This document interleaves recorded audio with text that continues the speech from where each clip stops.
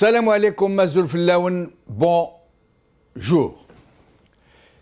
Si en 1962, nous avions publié sur la presse internationale un appel d'offres ainsi libellé. Je cite l'appel d'offres que nous aurions pu mettre dans les journaux du Monde en juillet 1962. Peuple nouvellement indépendant, soucieux de parachever la grande œuvre coloniale, cherche à recruter les meilleurs experts du monde entier en sabotage pour être nommés à des postes politiques à la tête de toutes les institutions et de technocrates à la tête de tous les ministères. Leur mission sera de tout ravager, de tout dévaster, de ne rien laisser debout et de tout construire à l'envers, de façon à ce que tout finisse par s'effondrer et d'entraîner le reste dans sa chute. Ils auront un demi-siècle pour finir le boulot. Fin de l'appel d'offres qu'on aurait pu publier en 1962. Et si, après l'appel d'offres, nous aurions promis des milliards de dollars à ces mêmes experts en sabotage, s'ils parviennent à tuer ce pays encore plus fort que ne l'ont fait tous les envahisseurs qui s'y sont succédés.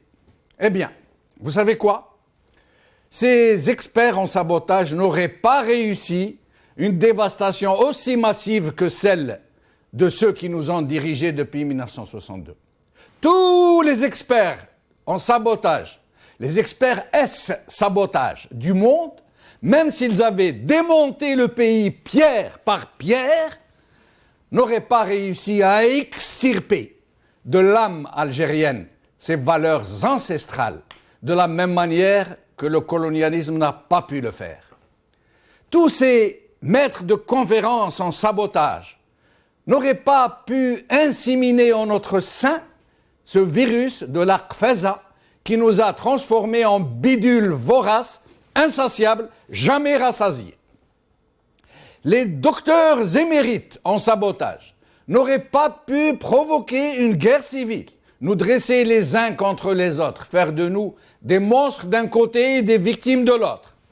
Les meilleurs sabotologues n'auraient pas pu agglomérer autour d'eux des millions d'Algériens devenus les meilleurs alliés naturels du régime qui dévastent leur propre pays, devenus des Baltagia qui traitent de harki quiconque ose lever le voile sur le sort hallucinant qui nous attend inéluctablement tous autant que nous sommes. Les savants les plus éminents en sabotologie n'auraient jamais réussi à faire de nous des gens qui applaudissent ceux qui assassinent leur nation aussi sûrement que s'ils la vendaient aux plus offrants. Ah, ils peuvent être fiers d'eux, nos dirigeants. Ils ont réussi un prodige. On leur a confié un pays de cocagne, d'une richesse incommensurable, d'une beauté époustouflante, emplie de joie, de jeunesse, d'enthousiasme, gorgé du sang généreux de ceux qui l'avaient libéré. Allah la yatrabbaham. Un pays dont les ressources naturelles auraient pu le propulser au sommet des pays les plus développés du monde. Et je pèse mes mots. Le pays le plus vaste d'Afrique, parmi les plus fertiles, qui regorge de richesses de toutes sortes, dont la population appartient à une seule religion, dont la dimension identitaire est triple, amazigh, arabe, musulmane. Un pays d'une importance stratégique capitale, au nord de l'Afrique, au sud de l'Europe, au cœur du Maghreb, dans le littoral méditerranéen, les monts majestueux, les plaines riantes, le plus grand désert du monde, aurait pu en faire l'une des destinations les plus prisées. Et qu'en ont-ils fait? En quoi ont-ils transformé ce paradis sur terre? Qu'ont-ils fait de sa population sobre et digne, pétrie d'une longue tradition de résistance? De l'Algérie, ils ont réussi à en faire l'un des pays les plus laids, les plus sales, les plus anarchiques, les plus difficiles à vivre au monde. qui collectionne tous les records sinistres. Des Algériens, ils ont fait un peuple hébété, fracassé, meurtri, sans plus de repères, qui s'abîme dans le paraître, qui ne cherche plus qu'à posséder, qui s'enferme derrière ses baraudages, qui jette ses ordures de son balcon, qui fait étalage de ses vaines possessions, et jusqu'à sa foi, qu'il étale sur la voie publique, qu'il arbore sur sa mine, comme d'un passe-partout, comme d'une pâte blanche. Un peuple qui ne voit même plus que son pays risque de sombrer corps et biens, que ses propres enfants vont se retrouver dans l'enfer de la violence libérée, déchaînée. Voici ce que les meilleurs experts en sabotage du monde, même si nous avions été les chercher en Israël, n'auraient pu réussir. Ils n'auraient pas pu réussir si nous les avions recrutés en 1962 à faire ce que nos dirigeants ont fait de nous, de notre pays. Et voici où nous en sommes. Nos dirigeants ont donc réussi un exploit. Ils ont réussi à mettre à genoux un pays qui a résisté à des siècles d'invasion, après d'un siècle et demi de colonialisme brutal. Et ils continuent laborieusement à démolir le pays pierre après pierre. En ce moment même, vous voulez un exemple? En voilà un. De la même manière qu'ils avaient ordonné aux entreprises publiques, aux organismes sociaux, voire même aux institutions financières de déposer les avoirs du peuple, l'argent des travailleurs, celui des retraités à Khalifa Bank, ils viennent d'enjoindre aux entreprises publiques d'aller acheter la Renault Symbole, un bidule aléatoire fabriqué par un canard boiteux. Et comme si cela ne leur suffisait pas, ils ont rétabli le crédit à la consommation, dans le seul but, inavoué, de pousser les Algériens à engraisser Renault Algérie. Une arnaque parmi tant d'autres. C'est cela, la nature profonde de ceux qui nous dirigent. Des mercenaires au service de lobbies étrangers, qu'ils servent du mieux qu'ils peuvent en créant des lois et des dispositions sur mesure pour préparer leur retraite là-bas, où ils ont planqué leur pognon, pour le jour où leur œuvre de sabotage intégral connaîtra son apothéose, le jour où l'Algérie sera déclarée morte et enterrée. Aujourd'hui, TSA. Retour du crédit à la consommation, le gouvernement au secours de la Renault Symbole, par Nassicilia Chefei. L'expression dans le sillage de la campagne Consommant algérien, l'UGTA exhibe la Symbole algérienne, par Ali Enzel. TSA. Des crédits bancaires exclusivement pour l'achat de la Renault Symbole algérienne, par Ashira Mamri.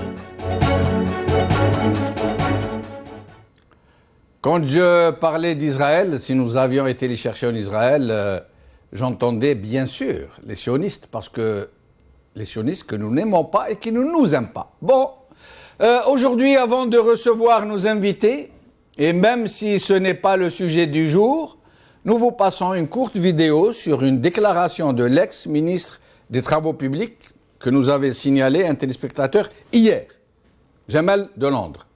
Regardez. J'ai demandé, يتنحى. On est en train de suivre même le comportement des gens. اللي باغي يعرقل هدارو قدامه وإلا ما تلاهيناش به بحاجة أخرى. Ça c'est des saboteurs finis ما همش même الجنسية في الحق نحيوها لهم. même الجنسية في الحق نحيوها لهم. même الجنسية في الحق نحيوها لهم. même الجنسية في الحق نحيوها لهم. نعم c'est. Avec nous, j'ai le plaisir d'accueillir aujourd'hui Nordine Bahbouh, ex-ministre de l'Agriculture, Faisal Mattawi, journaliste, et Yahya Bonouar, journaliste. C'est Bahbouh, merci d'être avec nous. C'est moi qui vous remercie. Je salue au passage tous les téléspectateurs de Maghribia. Merci. Alors, Nordine Bahbouh, sur cette histoire d'injonction qui a été lancée aux entreprises d'acheter la Renault Symbole, et du retour du crédit à la consommation pour inciter les consommateurs, parce que les entreprises ne suffisent pas, les consommateurs à aller acheter chez Renault. Qu'est-ce que vous en pensez? Qu'est-ce que vous en dites? Qu'est-ce que j'en pense? Ben, écoutez, moi je ne suis pas du tout étonné de la démarche. C'est la démarche qui a toujours guidé les décisions de nos décideurs depuis très très longtemps. Et donc, d'un côté, pour pouvoir avoir la caution étrangère en rend service, soit aux États étrangers ou notamment à leurs entreprises, et pour rendre service également pour avoir la caution interne, on est là à soutenir toute la mafia politico-financière algérienne en prenant des dispositions, des lois, et qu'on remet en cause au fil du temps. Et cela ne m'a pas étonné. Si vous parlez de Renault Algérie, moi je rappelle que ce n'est pas la première décision, ça a commencé il y a très longtemps, avec des soutiens qui a été total en sauvant quand même une des plus grandes entreprises françaises, en l'occurrence celle qui a aujourd'hui vient de signer avec l'Algérie un joint venture sur les trains et les locomotives, c'est Alstom. Et je tiens à rappeler qu'Alstom à un certain moment a été en faillite totale et elle a été sauvée par l'Algérie depuis très longtemps. Sarkozy était déjà des intérieurs, il faut le rappeler, en lui donnant des projets, en lui donnant paradoxalement un très grand projet, la station de pompage qui est une station prototype. Donc personne là. Et donc personnellement, ça ne m'étonne pas du tout. Et c'est la démarche qui a tout le temps été, disons, développée. Je rappelle au passage la loi sur les hydrocarbures qui a été votée, permis à des grandes multinationales, notamment américaines et françaises, de s'implanter et d'avoir ce qu'ils appellent des blocs.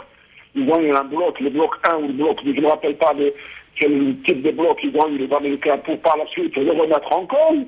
Donc ce sont, et ça rappelle un peu une gestion qui a prévalu par le passé dans un autre pays, qui à un certain moment a voté une loi. Nourdine Bahbouh, comment expliquez-vous cette même mise de puissances étrangères et de lobbies étrangers sur le régime algérien? Par quoi ils les tiennent? Comment peuvent-ils leur imposer de telles extrémités, j'allais dire de telles absurdités? Sur la caution étrangère, vous savez, n'oublions pas que chaque fois, 3 élections présidentielles, le président français, que ce soit de droite ou de gauche, si les souvenirs sont bons, avant que le Conseil constitutionnel ne proclame les résultats des élections présidentielles, pas quand on voyait les félicitations à notre président. La même chose, c'est la même chose qui s'est passée avec. C'est les cautions, et c'est les, malheureusement aujourd'hui elles valent ce qu'elles valent, mais c'est les cautions étrangères pour ce système qui avance des intérêts. Moi je ne condamne pas ni les Français, ni les Américains, ni quel que soit le pays européen, ils sont là pour défendre leurs intérêts. Évidemment. Restez avec nous, Nourdine Bahbouh. Restez avec nous. Faisal Mattaoui, merci d'être avec nous. Merci beaucoup. Vous voulez réagir à ce que vient de dire Nourdine Bahbouh? Qu'est-ce que Nourdine Bahbouh, que je salue, est un ministre, donc il a été ministre, il connaît bien comment ça fonctionne de l'intérieur. Effectivement, c'est un débat qui malheureusement n'a toujours pas eu lieu en Algérie. Je crois que c'est un débat qui doit concerner tout le monde. Ce n'est pas un débat qui concerne une partie de la classe politique ou certains hommes politiques ou la presse. C'est un débat que le Parlement devrait engager, que l'opposition devrait engager, que tous les Algériens, la société civile, les syndicats, mais j'ai l'impression qu'il y a beaucoup de gens qui ne s'intéressent pas du tout à ce débat. Lorsqu'on fait des tentatives à travers les supports que nous pouvons avoir, c'est-à-dire les réseaux sociaux, les journaux, etc., je remarque qu'ils sont très peu à réagir. Lorsqu'il y a même des petits débats qui sont organisés à Alger ou ailleurs, ceux qui viennent ne sont pas très nombreux. Donc il y a ce qu'on appelle en arabe, il y a de l'indifférence sociale, l'indifférence politique par rapport à ces thématiques très essentielles plutôt pour l'économie du pays, même pour le futur. Et je crois que le moment est venu de les soumettre et d'insister dessus, parce qu'il s'agit de l'avenir de la nation, de l'avenir des jeunes, de l'avenir des enfants, mais également de gaspillage, parce qu'il y a beaucoup de gaspillage derrière, il y a beaucoup d'enjeux. Et lorsque la politique se met de cette manière, avec les questions économiques et les questions stratégiques, il est évident que le pays ne peut pas aller loin. Faisal Matawi, cette histoire de retour du crédit à la consommation par ces temps de vaches maigres, là où il faut vraiment serrer la ceinture, d'ailleurs il avait supprimé un peu pour ça. Vous pensez que ce crédit à la consommation va être permis à tous ceux qui veulent consommer n'importe quoi, comme cela s'est fait il y a quelques années, ou alors ça va être exclusivement réservé au crédit consommation Renault Symbole? Vous savez, moi, pour le principe, jamais je suis très réservé sur les crédits de consommation. Je suis contre, parce que ça va entraîner des endettements pour les ménages, ça va entraîner des endettements pour les familles qui ne peuvent pas, après, ils seront dans l'impossibilité pour ceux qui, surtout pour les familles qui ont des revenus très limités, dans l'impossibilité d'indemniser ou de rembourser leurs dettes. Nous avons eu le cas de la Tunisie à l'époque de Ben Ali, à la fin de son régime, où il y a eu énormément de familles qui étaient endettées à travers ce que le compte s'appelait à l'époque le 26-26, et j'ai peur qu'on aille vers cela. Bien sûr que s'il faut booster la consommation de la production nationale, bien sûr que je suis favorable, je ne peux pas être contre de consommer algérien, mais à condition que le produit qui soit proposé aux Algériens soit d'abord de qualité, soit d'abord moins cher que le produit importé, parce qu'en Algérie, on fait tout pour que le produit importé soit moins cher que le produit algérien. Faisal, est-ce qu'on peut dire que Renault Symbole est un produit algérien? Vous savez, c'est un produit produit en Algérie. Donc, vous avez une différence entre produit algérien et produit en Algérie. Je ne sais pas quel est le taux d'intégrité, parce que nous avons parlé d'un taux plutôt d'intégration des sous-traitants, le nombre des employés, etc. Et c'est une petite usine. Tout le monde sait que c'est vraiment une micro-usine de montage, alors que l'Algérie aurait pu, il y a beaucoup d'années auparavant, avoir une industrie automobile. On peut l'avoir. Maintenant, est-ce que c'est un produit algérien? C'est une question que je me pose comme vous, Jamel. Mais je crois que le crédit de consommation, il faut aller il faut faire attention à ça, parce que je crois que ça fait partie des mesures, ce qu'on peut appeler des mesures populistes. Parce que chaque jour, vous savez, si vous regardez notamment les télévisions qui sont proches du pouvoir, ce qu'on appelle les télé privées en Algérie, c'est chaque jour l'enseigne. Chaque jour, c'est ADN, le logement, la location. C'est chaque jour le crédit de consommation. Donc, c'est des décisions qui ne sont pas du tout économiques. Ils répondent à aucune logique économique. C'est des décisions qui s'insèrent plutôt dans une logique de populiste, de maintenir donc la population dans ce besoin, dans sa demande, et de ne pas aller vers d'autres demandes plus intéressantes, plus importantes, qui sont les droits politiques. Restez avec nous, Faisal Matawi. Yahya Bonouar, merci d'être avec nous. Merci pour votre invitation. Alors, Yahya, vous pensez qu'on fait Faisal Matawi que c'est une mesure populiste, ce crédit à la consommation, ou est-ce un crédit qui a été remis au goût du jour uniquement pour acheter la Symbole, puisque les entreprises, visiblement, ne suffisent pas à renflouer ce canard boiteux qui est Renault Algérie? Écoutez, pour vous répondre, on va reprendre un petit peu l'histoire de ce Renault Algérie. Vous savez très bien, les gens ne savent pas tous, mais Renault ne voulait pas s'installer en Algérie. Renault venait d'ouvrir sa véritable usine à Tanger, au Maroc. Après, il y a une petite usine à Casablanca avec 1500 travailleurs, et il venait d'ouvrir la grande usine à Tanger avec 5500 travailleurs et une production de 250 000 véhicules. L'usine Renault est venue parce que les Algériens ont supplié, et je pèse mes mots, ont supplié Renault pour venir, et il a fallu des pressions des autorités françaises sur Renault pour qu'elle accepte de venir. Alors en Algérie, c'est quoi? C'est un atelier de montage avec 350 travailleurs. Donc, comparer 350 en Algérie et les 5500 à Tanger. Et aujourd'hui, qu'est-ce qui se passe? La voiture ne se vend pas. Eh bien, évidemment, Renault va dire à ses associés, vous nous avez forcés à venir, vous nous avez presque imposé en faisant des pressions sur le pouvoir français pour qu'on vienne, et maintenant, ça ne marche pas, eh bien, il faut nous aider à vendre cette voiture.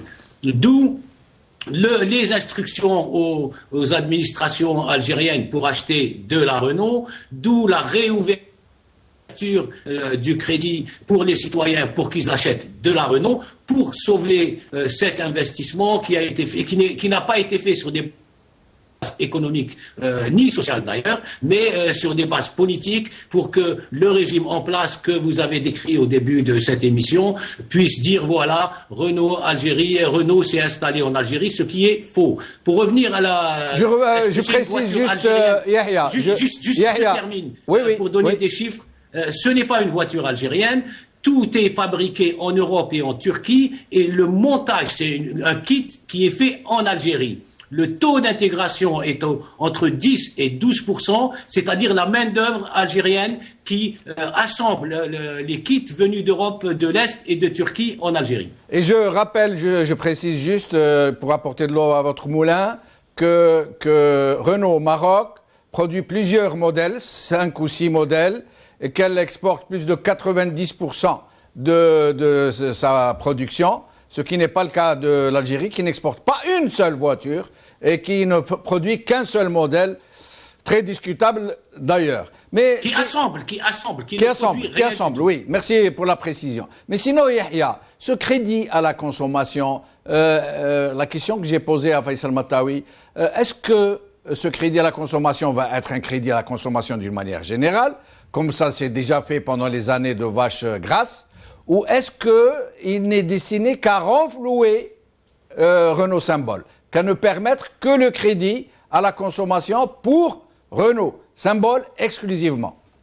Bien, ils disent qu'ils rétablissent le crédit à la consommation pour la production nationale. On vient de dire que la voiture Renault n'avait de production que le nom. Et donc ça exclut de facto toutes les autres marques. Il y a une usine d'assemblage Mercedes, mais c'est pour l'armée. Donc celle-là, on ne sait absolument rien. Tant que c'est l'armée, on n'a pas le droit de savoir, même si c'est l'argent des Algériens. Mais il n'y a que Renault aujourd'hui qui a cette usine d'assemblage. Donc quand vous allez demander un crédit à la banque pour acheter un véhicule, la condition étant qu'il soit produit entre guillemets en Algérie, et donc le banquier ne financera que la Renault Symbole et non pas les autres véhicules qui sont eux importés. C'est dans le texte. Et donc c'est un soutien sur le marché automobile, c'est un soutien direct et exclusif à Renault.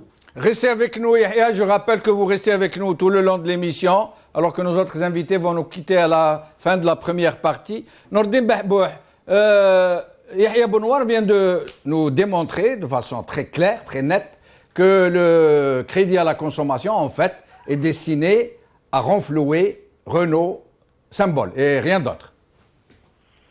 Qu'est-ce que vous... Effectivement, vous savez, le discours officiel considère, il dit dans le discours officiel qu'ils vont réouvrir le crédit à la consommation pour tout ce qui est production nationale. Mais posons-nous la question suivante. Qu'est-ce qu'il y a comme produit national? Qu'est-ce que nous produisons en Algérie? Il faut être... mis à part le domaine de l'agroalimentaire, il y a quelques productions qui ne nécessitent pas un soutien financier ou ne nécessitent pas un financement bancaire. Donc, qu'est-ce que nous produisons? C'est une manière de contourner ou de détourner l'option et encourager, bien entendu, l'acquisition des voitures Renault, la fameuse Renault Algérie.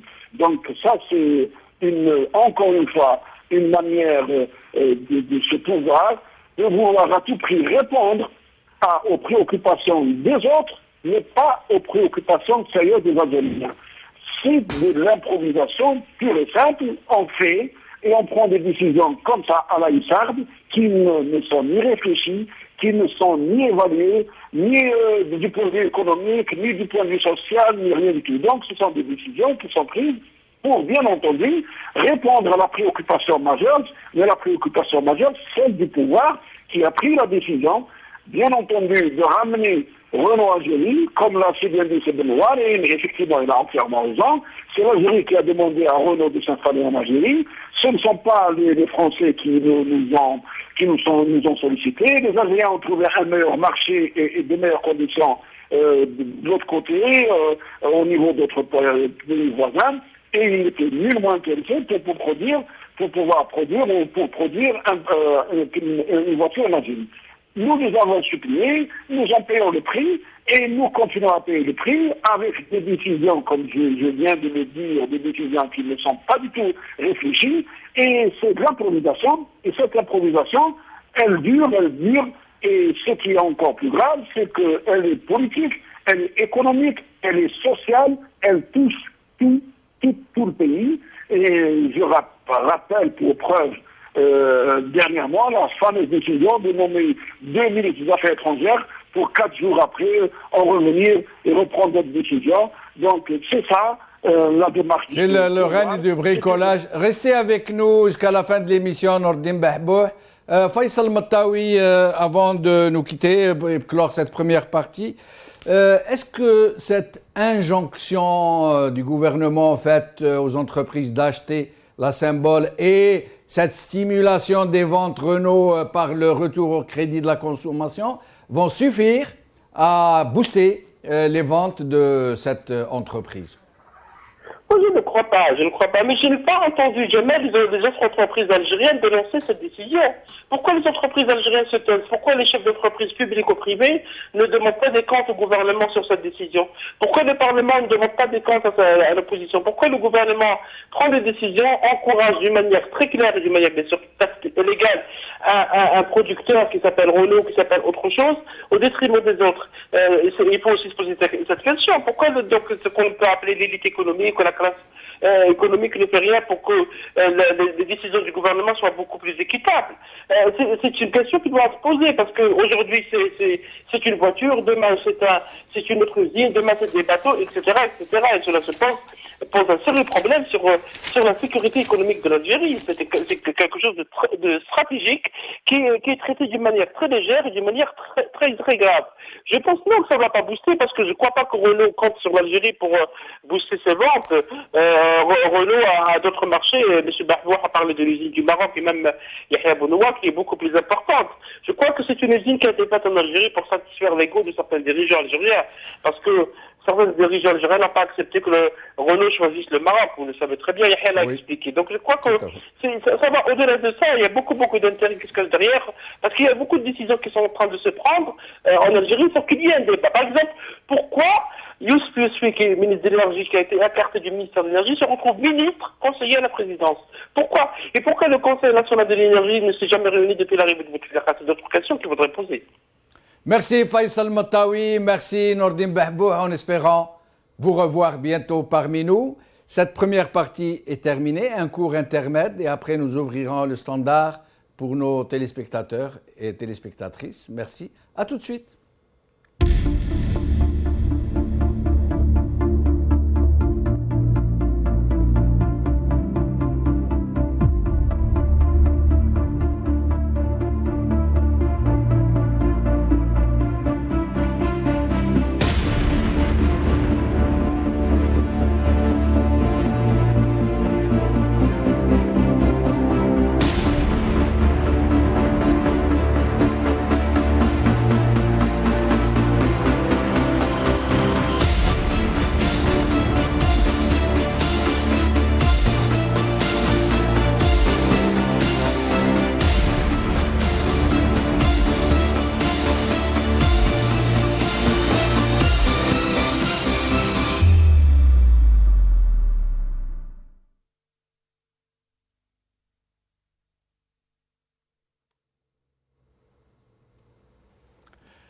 Yahya Bounoua, une question un peu délicate, j'allais dire.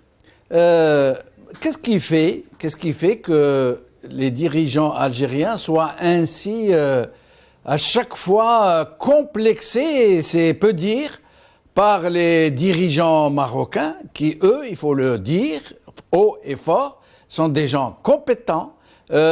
Il n'y a pas moins de corruption peut-être au Maroc qu'en Algérie, hein, je ne dis pas. Mais en tout cas, ce sont des gens qui font du bien à leur pays, qui optent pour des solutions vraiment efficaces, qui rapportent, ils font dans le gagnant-gagnant.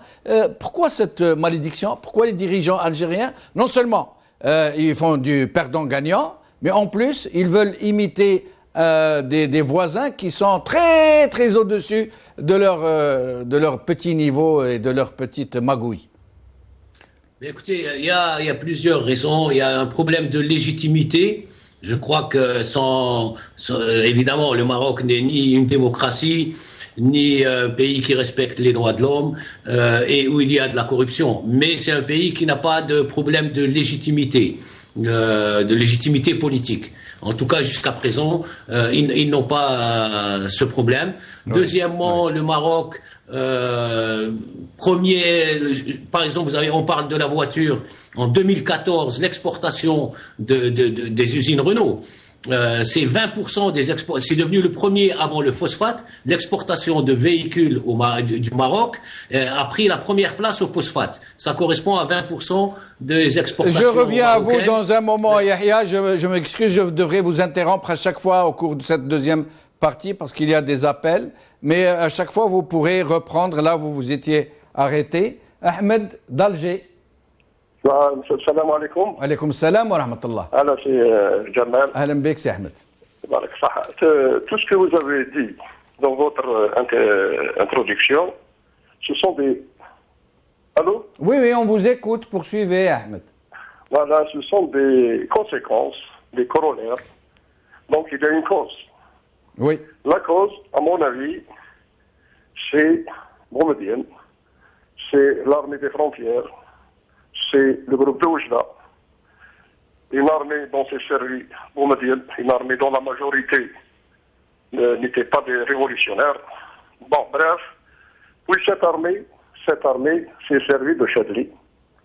Et à partir de 92, l'armée Arrat Oujha, هي اللي كتحكم. ومن 99 لهنا بيحكموا في الظهر يعني خلاص البابور ولا فيه جوج رياس. Oui. Bouteflika s'est servi de l'armée et l'armée se sert de Bouteflika. Voilà. نكمل لك بواحد المثال شعبي. Oui, effectivement. واحد في العاصمه كان واحد يقول له بابا سالم بكري يجي يشطح ويدير يدربك بابا سالم. وحنا نقولوا له بوسعديه. وفي الشرق نسموه بوسعديه. فوالا. بوسعديه هذا لابس الاحمر ذاك حاشا كيشوفوا الكلب يتخلع. وي. يتخلع منه. والكلب كيشوف بوسعديه يشوف الاحمر وكذا ثاني يتخلع. يقول لك الكلب خايف من بوسعديه وبوسعديه خايف من الكلب. فوالا. هذا واش نقول لك. ميرسي سي احمد ميرسي. محمد de France.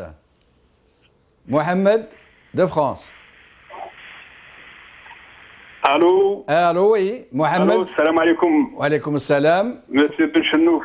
اتفضل سي محمد. اهلا بك. عندي واحد المثل برك حاول نفكرك فيها. اتفضل. يقول لك من لحيته بخرلو. لا. فوالا. سي لا جورني دي امثله اليوم دي ديكتون. فوالا. دونك والله راه حشمت.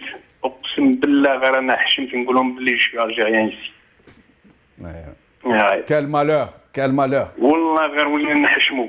كال مالور. معليش خويا بربي يعيشك ما تحشمش. لا اله الا الله. Faut pas avoir peur, faut pas avoir honte. Tout se réglera en son temps. Inch'Allah. Mohamed d'Alger. d'Alger, نعم. Allô? نعم. Vous êtes en ligne, on vous écoute. سي بن شنتوف. نعم. السلام عليكم. وعليكم السلام ورحمة الله. C'est pour ça que je vous félicite vraiment de tout cœur. Merci beaucoup, merci. Vraiment, l'analyse que vous avez faite tout à l'heure, vraiment, c'était vraiment, je remercie toute l'équipe de Maghrébien. Vraiment, ils sont à la hauteur. Merci infiniment. Merci. Allô? Merci. Oui, je vous en prie, poursuivez. C'est notre chaîne pour laquelle nous sommes très fiers. Vraiment, c'est notre visage. Simplement, je voudrais intervenir pour l'analyse que vous avez faite tout à l'heure. Oui. Simplement, je ne sais pas si j'ai raison. La période que vous avez citée de 62 à ce jour, je voudrais bien que vous la différenciez. À mon avis, il y a deux périodes. La période allant de 62, plutôt de Boumediene jusqu'à Chadli, c'est une période, vraiment, là je suis vieux, oui. Je la connais, je l'ai vécue. Oui. N'oublions pas la nomination des agents des hydrocarbures. N'oublions pas qu'il voulait Hachar. N'oublions pas qu'il voulait pas mal de choses. S'il y avait des erreurs, c'est des erreurs involontaires. Très bien. Je suis obligé de vous interrompre. Il y a beaucoup d'appels. Je demanderai aux téléspectateurs d'être un peu plus concis. Ben Abdallah de Tlemcen.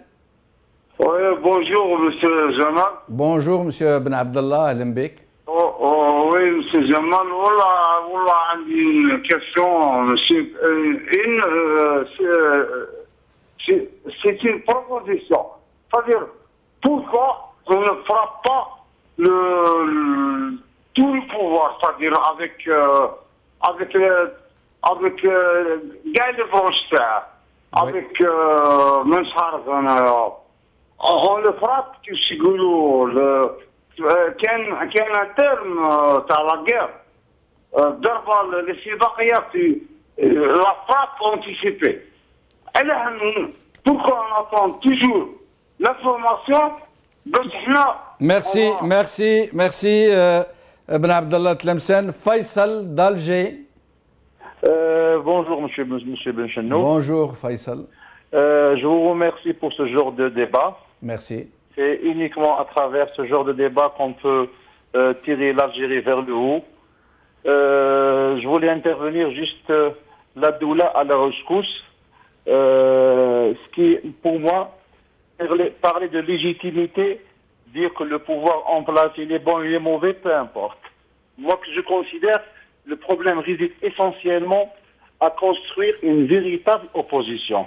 Ça va de soi qu'un pouvoir en place, d'abord le pouvoir, il a sa propre histoire, bonne ou mauvaise, là, n'est pas le sujet. Le pouvoir, il a ses ramifications, il a sa clientèle, il a l'argent, et là, ça va de soi qu'il fait tout pour se maintenir. C'est une nature, je dirais même elle est humaine. Ce qui pose problème réellement chez nous, c'est de pouvoir construire une véritable opposition. D'abord, c'est quoi l'opposition? L'opposition, c'est de pouvoir transcender tous les clivages, qu'ils s'unissent un ensemble d'intellectuels intéressés par la gestion la gestion commune de la cité, qu'il dégage un programme, une vision. Après cela, qu'il aille chercher la mobilisation, qu'il aille chercher. Merci Faisal, obligé de vous interrompre, je suis désolé. Ghassan d'Alger.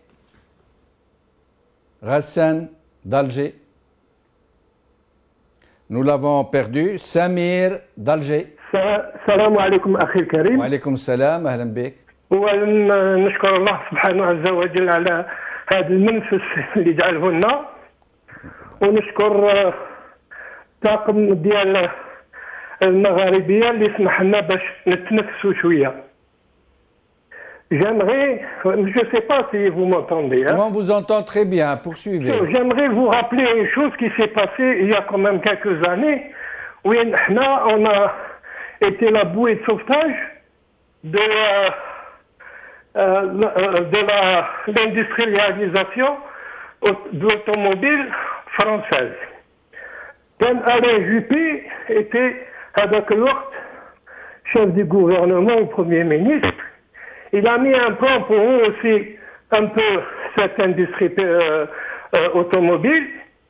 Oui, il a organisé un truc où on va donner un prix aux Français et on va racheter la ferraille Tahoum et comme ça on leur donnera un prix pour acheter neuf chez les fabricants français. انتقليه واحد député قالوا لي cette ferraille là qu'est-ce que vous allez en faire? قالوا ne vous en faites pas, on va venir vous l'acheter ici. Voilà. Et comme par hasard, 3 mois plus tard, dans notre assemblée, enfin, si j'ose dire assemblée, on voté une loi qui permet d'acheter les véhicules par 3 ans pour les moudjahidines, les gens passent, et à partir de ce moment-là, toute la ferraille française est arrivée à Alger, on a chauffé le résultat, les massacres dans nos routes. Alors, ce que je voulais dire, c'est que notre opposition doit se tourner vers le vrai tenant du pouvoir, c'est-à-dire. Parce qu'actuellement, on a mis tous nous les antennes qui est Mouradia ou la DRS. Mais moi, je leur propose d'aller voir un peu du côté de l'Élysée et du SDEC. Merci beaucoup, Mana. Alors, Mabrouk d'Alger. Salam alaikum. Alaikum salam. عزيز الفلان monsieur Ben Chenouf. أهلا بك. والله نقول لك صح c'est un honneur d'intervenir à travers votre chaîne. Merci, tout l'honneur est pour nous, monsieur Mabrouk. Franchement, clairement, c'est la seule que je peux dire اللي نشوفها هذيك. Bon, votre sujet, allô? Oui, oui, on vous écoute, je vous en prie. Pour le sujet d'aujourd'hui, je dirais simplement que, c'est-à-dire, l'usine Renault Hada, c'est comme c'est un cadeau offert par le pouvoir algérien pour les Français. Je te dirais aussi que ce n'est qu'un arbre qui cache toute une forêt. Parce que derrière, il y a tant de projets que, c'est-à-dire, l'État français en profite. Pour finir, monsieur Béchinoff, s'il vous plaît, c'est-à-dire, je profiterai de cette occasion. Je vous en prie. Je voulais dire simplement extrêmement que monsieur Dubbar, monsieur Saad Dubbar, il y a longtemps qu'on n'a pas vu dans votre chaîne. Je transmettrai, et merci pour lui. Merci.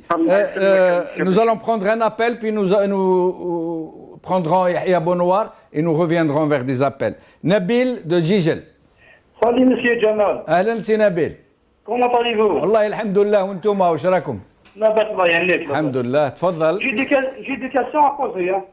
Je vous en prie, Yahya Bonouar va y répondre. Oui, merci. Est-ce que ce produit 100% algérien? Deuxième question, est-ce que ce produit est vendu sauf en Algérie? C'est tout, hein. Merci. Barakallahu fik. Merci beaucoup Yahya. Donc si vous voulez bien répondre, commentez ce qu'ont dit nos téléspectateurs. J'ai pas bien compris la deuxième question. La première, c'est clair que ce n'est pas un produit 100% algérien. Je l'ai dit tout à l'heure. C'est un assemblage. Tout est produit en Europe de l'Est et en Turquie et en Algérie dans l'atelier d'assemblage où il y a 350 travailleurs. On assemble et on visse. Personne ne peut penser qu'on produit des voitures avec 350 travailleurs, il en faudrait au minimum plusieurs milliers, voire dizaines de milliers. La deuxième question, je ne l'ai pas entendue. Moi non plus, je n'ai pas bien entendu. Sinon, ce que disent d'une manière générale les gens, donc on constate que tout le monde, ils sont tous conscients de la, enfin ceux qui interviennent. Mais ce qu'a dit Faisal Metaoui avant de partir, il y a peu d'Algériens qui s'intéressent vraiment. Aujourd'hui, ce qui se passe en Algérie, c'est un livre des Guinness spécial Algérie. C'est-à-dire, on bat les records mondiaux de chaque jour. On a le seul pays où il y a un président qui ne parle pas.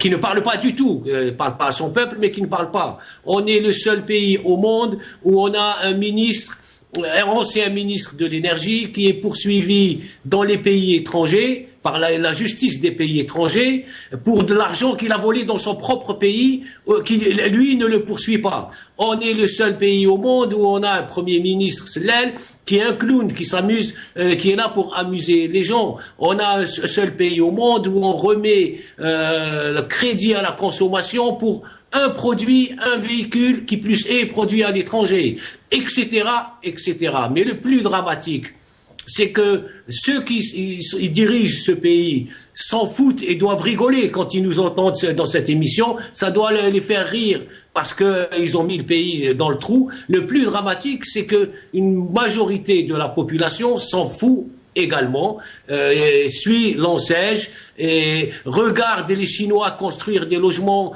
qu'ils habiteront après ou pas. Ils se disputeront et ils se bagarreront pour occuper des logements construits par d'autres dans leur propre pays. Regarde les étrangers construire leurs routes et c'est ça le drame de ce pays. Restez avec nous, Yahya, merci. Alors, Abou Zakaria de France. Abou Zakaria. Salam alaikum, Jumous. Wa alaikum salam, Abou Zakaria. Alam bik, je te salue, je salue le Sibel Noir. Merci. Et je tiens à vous remercier beaucoup, M. Gemeldi Bouchenouf, pour les mots que vous ne mâchez pas. Et ça me fait vraiment une admiration incroyable. Voilà, ça c'est pour commencer.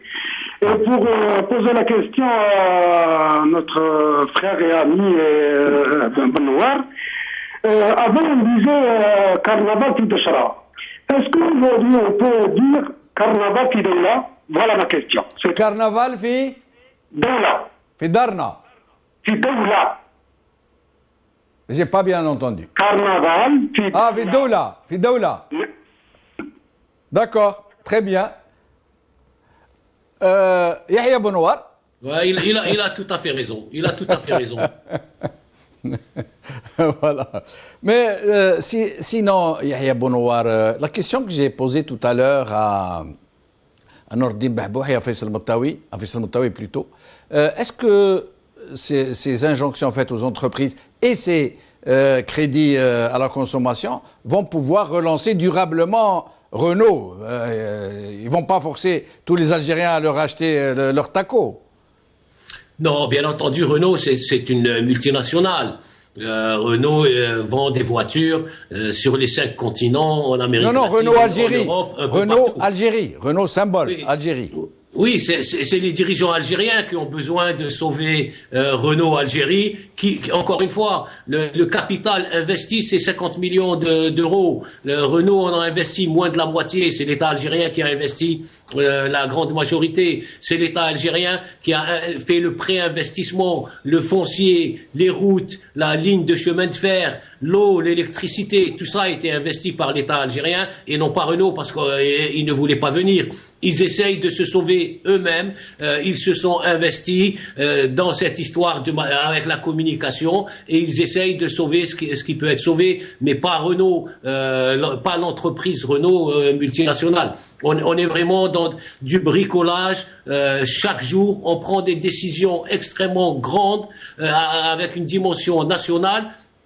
Pour un petit détail, comme ils essayent de sauver Chakib Khalil, comme ils essayent de sauver Ali Haddad, Bagar, qui est devenu président des patrons, et comme ils essayent de sauver un président qui ne parle pas, encore une fois, qui n'est pas là, que personne ne voit, et ainsi de suite. On est dans, je vous l'ai dit, il faudrait qu'on fasse un Guinness spécial Algérie. C'est quelque chose d'absolument incroyable ce qui se passe dans ce pays. Et hélas, les gens, petit à petit, acceptent et se sont habitués à ces exceptions absolument uniques au monde. Dans n'importe quel autre pays à peu près normal, je ne parle pas de la Corée du Nord ou des petites dictatures, mais dans un pays à peu près normal, ce serait impossible. On voit aujourd'hui dans des pays d'Afrique où on refuse, les gens se battent contre un 3e mandat. Alors que le président du Burundi, il n'a pas le droit de faire un 3e mandat, mais c'est quand même quelqu'un qui est en forme, qui peut gérer un pays. Eh bien, les gens le lui refusent et se battent. Nous, on a dépassé tout ça et il faut se poser la question. Qu'ont-ils fait de la société algérienne? Qu'ont-ils fait du peuple algérien? Vous avez dit tout ça dans votre introduction. Et Faisal Moutaoui a terminé avec des questions. Pourquoi? Et voilà, on en est à ça. Et le drame, c'est que, voilà, une partie importante de la société accepte et s'est habituée à cette situation. Merci. Merci, Yahya Bonouar. On en est arrivé à ce que nous évoquions la possibilité d'un Guinness Book of Sinistres Records pour notre pays. Merci Yahya Bonouar, merci Faisal Moutaoui, merci Nordine Bahboui, merci aux téléspectateurs qui ont appelé en espérant vous revoir bientôt, dès demain. Merci beaucoup. Salam alaikum, khawa la khair. Slama.